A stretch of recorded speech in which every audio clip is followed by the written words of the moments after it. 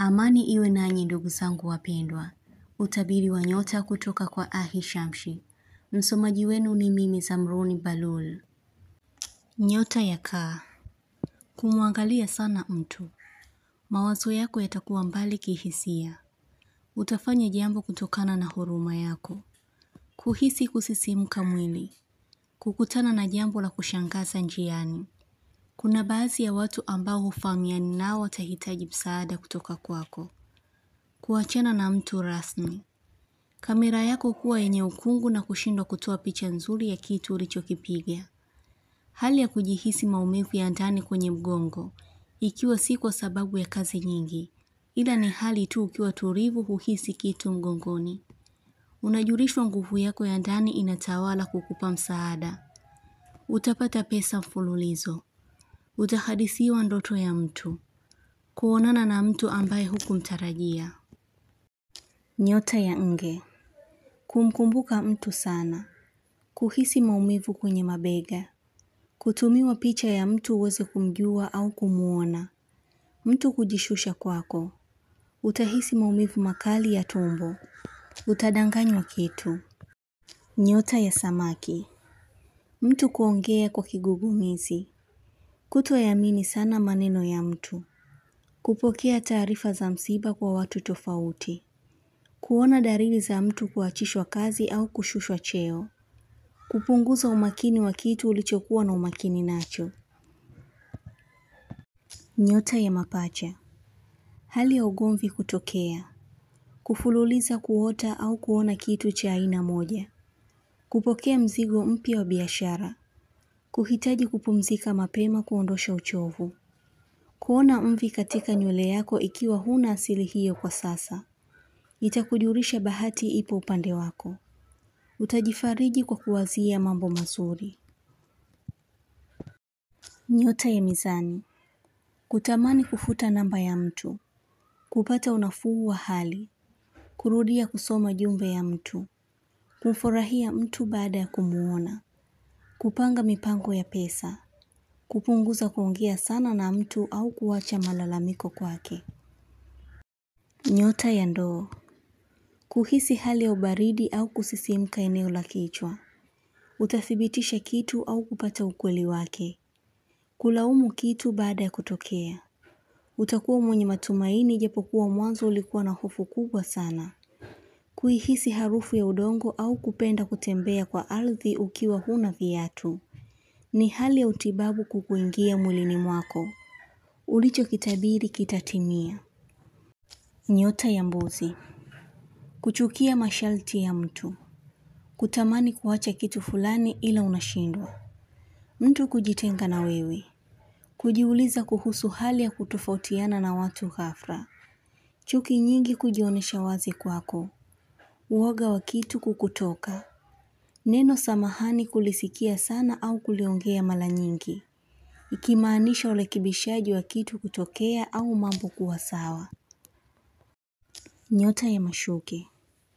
Kuna ulazima wa kutaka kujua kitu. Mashuke. Fanya bidii sana kwa mambo yako. Watu wanaokuombea mabaya yasikufike. Matukio ya ndoto kwa sasa yatakuwa na uhalisia wa kitu. Hivi unajua kuwa una nguvu ya kuongea na kiumbe hasa nyoka. Utaweza kusema kitu na kikafanyika.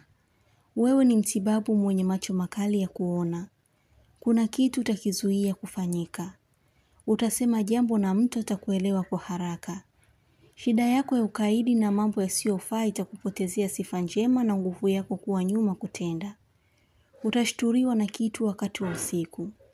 Mchana wa leo kuna jambo usilolitegemea litakufikia au kulijua. Utamjua mtu mwenye ujauzito mpaka jinsia ya mtoto kupitia hisia zako. Nyota ya Ng'ombe. Asili na uwezo kutunze daima. Upo kwa sababu maalum. Tarajia kufanya jambo kubwa la kushangaza. Yaani utatoa msaada kwa wakati sahihi. Mwili wako unachoka kwa mambo mengi unayopigana nayo. Moyo wako kukuuma sana kwa kitu fulani. Neno lako kuu la siku ya leo ni kushukuru. Yaani asante. Endapo utakuwa unaliongea sana neno hili, basi kuna ukubwa wa jambo kutokea lenye baraka. Kumwagikiwa na maji au kuvuka sana mito ni ishara ya kujiondosha kwenye vifungo. Kukubali kuupokea ukweli na moyo wako utahisi kuwa na amani. Jicho lako kucheza sana au kuwa lenye ukungu unaosababisha kutoona vizuri. Itakujulisha kupitia kipindi kigumu chenye funzo. Utapendezwa na jambo la mtu. Kupata pesa kwa wingi. Heri hiyo ikufikie kwa uwezo wa Mwenyezi Mungu. Nyota ya mshale. Kuhisi kiu sana. Moyo kuwa na mapigo ya kasi.